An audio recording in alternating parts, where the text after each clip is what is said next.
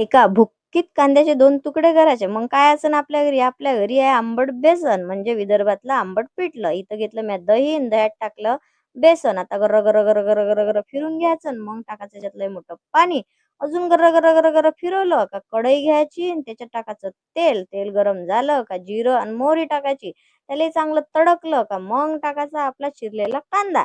आणि कांदा झाला थोडासा का मग टाकायच्या हिरव्या मिरच्या चिरलेल्या आणि याला मस्त परतून घ्यायचं. परतलं का याच्यात टाकायची मस्त हळद. हळद झाली का मग भिजवलेलं पीठ आणि ताक टाकायचं आणि मस्त फिरून घ्यायचं. आणि आता काय मीठ राहिलं ना बापा, तर याच्यात टाकायचं मीठ आणि मस्त मीठ टाकलं का फिरून घ्यायचं आणि असं गद्द गद्द गद्द गद्द उकळी येऊ द्यायचं. 5-10 मिनिटं उकळी येऊ दिली का याच्यात टाकायचा धनिया. अजून 5 मिनिटं चांगलं गद्द गद्द गद्द गद्द शिजू द्यायचं आणि आपलं झालं पिठलं तयार. आता एक ताट घ्यायचं मस्त आणि मस्त हे पिठलं टाकायचं आंबट होय बरं आणि याच्या सोबत खायची भाकरी.